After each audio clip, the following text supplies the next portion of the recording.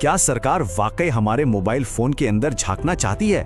मतलब क्या संचार साथी ऐप को जबरन इंस्टॉल करवाकर हमारी हर बातचीत, हर चैट पर नजर रखने की तैयारी चल रही है?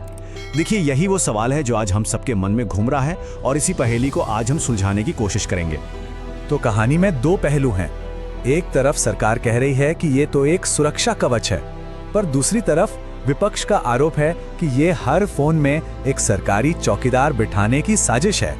अब आम इंसान तो कंफ्यूज है कि भाई सच आखिर है क्या। तो चलिए सीधे मुद्दे की बात करते हैं। क्या संचार साथी ऐप को फोन में पहले से डालकर सरकार हमारे कैमरा, माइक्रोफोन और फाइलों तक पहुंचना चाहती है, या फिर ये साइबर फ्रॉड को रोकने की एक वाकई बहुत बड़ी और जरूरी कोशिश है? आज इन्हीं सवालों के जवाब ढूंढते हैं। तो इस पूरी बहस को ठीक से समझने के लिए हमें थोड़ा पीछे जाना होगा। सबसे पहले ये समझना जरूरी है कि आखिर ये संचार साथी है क्या और इसे बनाया ही क्यों गया था। तो देखिए, आसान भाषा में कहें तो संचार साथी सरकार का एक साइबर सिक्योरिटी ऐप है। इसकी कहानी शुरू हुई थी मई 2023 में एक वेब पोर्टल के तौर पर, और इसका मकसद बिल्कुल साफ था: मोबाइल चोरी, ऑनलाइन धोखाधड़ी और जो नकली सिम कार्ड का पूरा जाल है उससे निपटना।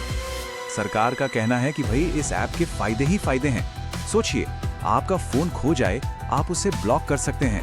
कोई नया फोन खरीद रहे हैं तो चेक कर सकते हैं कि वो असली है या नकली। और तो और ये भी पता लगा सकते हैं कि आपकी आईडी पर चुपके से कोई और सिम तो नहीं चला रहा। सुनने में तो ये सब वाकई काफी काम का लगता है ना? और देखिए, सरकार से बातें नहीं कर रही, वो अपने दावों को मजबूत करने के लिए आंकड़े भी सामने रख रही हैं। उनका कहना है कि इस सिस्टम का इस्तेमाल करके अब तक 42 लाख, जी हाँ 42 लाख चोरी या खोए हुए मोबाइल फोन ब्लॉक किए जा चुके हैं। ये कोई छोटा मोटा नंबर नहीं है।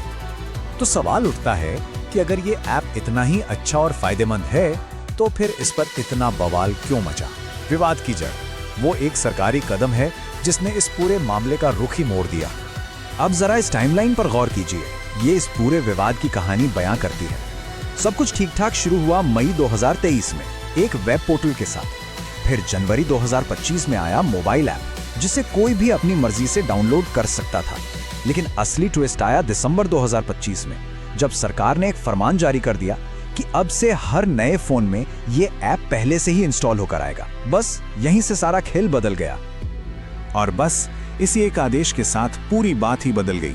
जैसे ही सरकार ने सुझाव देने के बजाय आदेश दिया, सवाल ऐप की खूबियों का नहीं रहा, सवाल भरोसे का बन गया, तकनीक का नहीं बल्कि सरकार की नीयत का।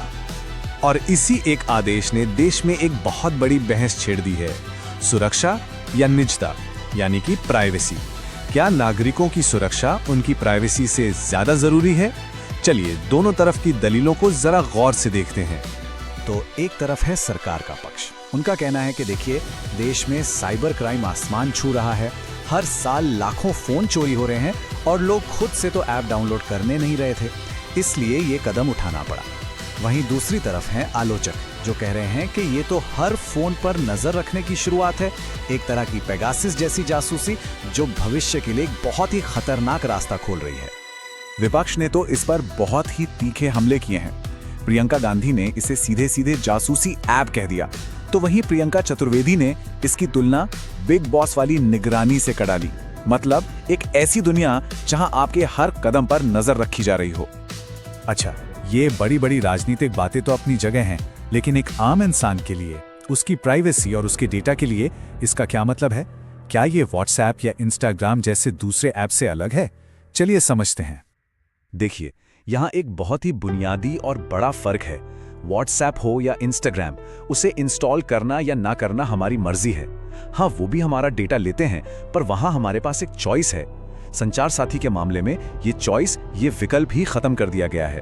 और सबसे बड़ी चिंता की बात यह है कि आपका फोन का डेटा सीधा सरकार के पास जा रहा है। उस सरकार के पास जिसके पास पहले से ही हमारा आधार, पैन, बैंक डिटेल्स, मतलब सारा संवेदनशील रिकॉर्ड मौजूद है।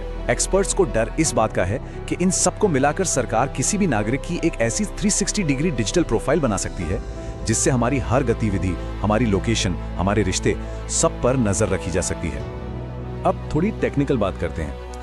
फिलहाल ये ऐप आपके SMS, कॉल लॉग्स और फोन स्टेट की परमिशन मांगता है। फोन स्टेट मतलब आपका फोन ऑन है या ऑफ, किस नेटवर्क पर है, बस इतना। ये आपके कैमरा, माइक्रोफोन या फाइलों की परमिशन नहीं मांगता। लेकिन आलोचक कहते हैं कि ये तो आज की बात है, कल का क्या भरोसा। क्या होगा अगर भविष्य में एक अपडेट के जरिए ये सारी परमिशंस भी मांग ली जाएं और ऐप को अनइंस्टॉल करने का ऑप्शन ही खत्म कर दिया जाए। तो कुल मिला के ये पूरा मामला घूम फिरकर एक ही जगह आकर टिक जाता है, और वो है भरोसा।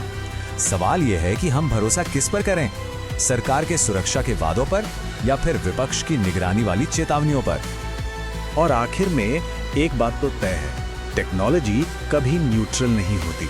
वो कभी सिर्फ टेक्नोलॉजी नहीं होती, ये हमेशा किसी के हाथ में एक औजार होती है।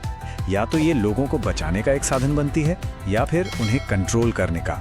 और अब फैसला हमें करना है कि हम संचार साथी को किस नज़र से देखते हैं।